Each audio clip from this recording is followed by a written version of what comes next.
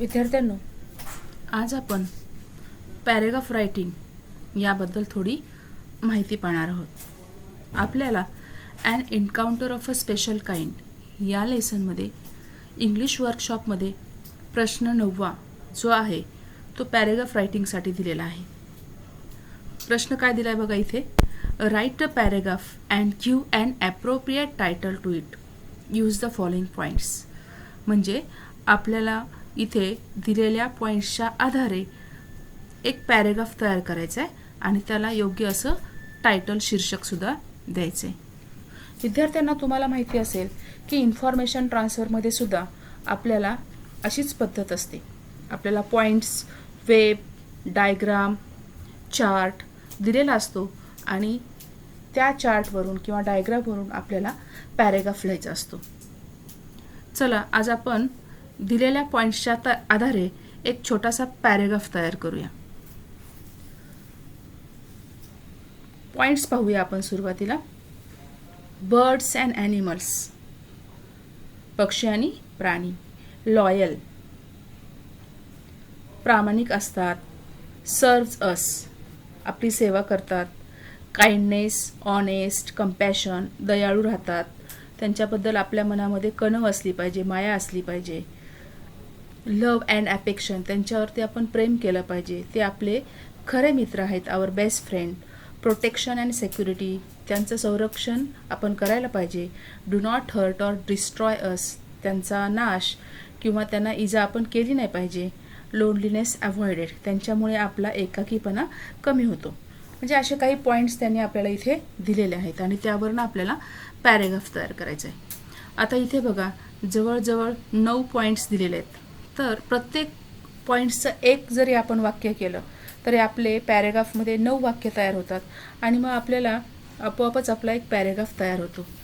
आपण त्याच पद्धतीने पॅरेग्राफ तयार करण्याचा प्रयत्न करू. एक मुद्दा घेऊ आणि त्याच्याबद्दल एक एक ओळ तयार करू. इथे सुरुवातीला आपल्याला टायटल द्यायचे.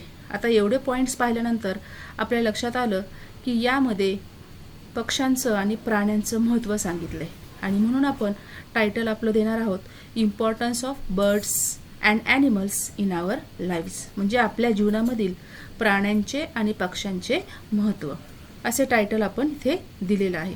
वेगळ्या प्रकारचं तुम्ही टायटल देऊ शकता.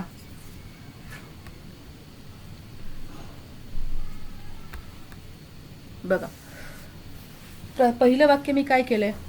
Birds and animals are a part and parcel of humans. म्हणजेच प्राणी आणि पक्षी हे आपल्या जीवनाचा एक अविभाज्य घटक आहेत. ह्युमन्स म्हणजे आपल्या मानवाचा. They are best friends of us, ते आपले चांगले मित्र आहेत. Man kills them mercilessly for food and enjoyment or fun. माणूस काय करतो, त्याला निर्दयीपणे अन्नासाठी किंवा आपल्या एक मजा म्हणून त्यांना मारतो.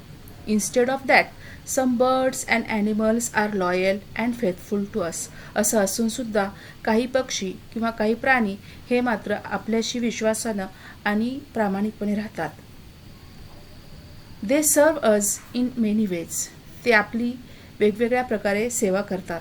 For example, cows, buffaloes give us milk. Dogs guard our houses. Goats give us wool. Animals serve us in many ways, so we should provide them protection and security. म्हणजेच प्राणी आपले अनेक प्रकारे सेवा करत असतात आणि म्हणून आपण त्यांना प्रोटेक्शन दिलं पाहिजे. We must try to understand them. त्यांना आपण समजून घेतलं पाहिजे. With love, because they can't express their feelings through speaking. का बरं त्यांना आपण समजून घेतलं पाहिजे, तर ते त्यांच्या ज्या भावना आहेत ते बोलण्यातून आपल्याला स्पष्ट करू शकत नाहीत.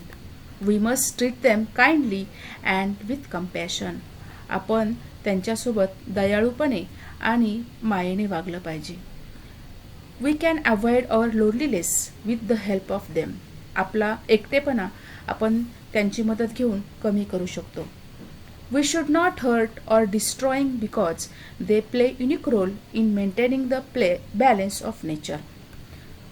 आपण त्यांना इजा नाही केली पाहिजे किंवा त्यांना त्यांना नाश केला नाही पाहिजे, त्यांना मारलं नाही पाहिजे, कारण ते काय करतात तर आपल्याला निसर्गाचा जो समतोल आहे तो समतोल मेंटेन करण्यामध्ये त्यांचा एक युनिक रोल आहे. म्हणून आपण त्यांना इजा केली नाही पाहिजे किंवा त्यांना मारलं नाही पाहिजे, त्यांचा नाश नाही केला पाहिजे. अशा प्रकारे आपण इथे प्रत्येक पॉईंट्सची एक एक ओळ घेतलेली आहे आणि आपला पॅरेग्राफ तयार केलेला आहे. बघा आपले कुठले कुठले पॉईंट्स आलेत. पहिल्या वाक्यामध्ये बर्ड्स अँड ॲनिमल्स आला, दुसऱ्यामध्ये बेस्ट फ्रेंड, तिसऱ्यामध्ये बघा तिसरं वाक्य मी सपोर्टिव्ह घेतलं आहे. कशासाठी? ते लॉयल आणि फेथफुल कसे असतात म्हणजे आपण त्यांच्यावरती मर्सिलेसली म्हणजे त्यांना मारतो तरीसुद्धा ते आपल्याशी प्रामाणिक आणि विश्वासाने राहतात. त्यानंतर काही ते कसे सर्व असा आपल्याला पॉईंट दिला आहे, त्यामध्ये मी 2-3 उदाहरणं तुम्हाला दिलेली आहेत. त्यानंतर प्रोटेक्शन आणि सेक्युरिटी हा मुद्दा आला आहे. त्याचप्रमाणे आता इथे बघा काइंडनेस, कंपॅशन, ऑनेस्ट असे 3 वर्ड्स एका कॉलममध्ये दिले होते, त्यांनी बॉक्समध्ये दिले होते, ते इथे घेतलेत. अवॉइड लोनलीनेससाठी सुद्धा मी इथे एक वाक्य केलं आहे, we can avoid our loneliness to help with the help of them. आणि शेवटी डू नॉट हर्ट किंवा डिस्ट्रॉय देमसाठी मी वाक्य काय केलं आहे, we should not hurt or destroying them because they play unique role in the maintaining the balance of nature. म्हणजे अशा प्रकारे मी तुम्हाला पॅरेग्राफ करून इथे दाखवलेला आहे. तुम्ही सुद्धा जेव्हा पॅरेग्राफ करता तेव्हा प्रत्येक दिलेल्या पॉईंटचे एक छोटे छोटे 2 वाक्य तयार केले तर तुमचा एक पॅरेग्राफ बनून जाईल.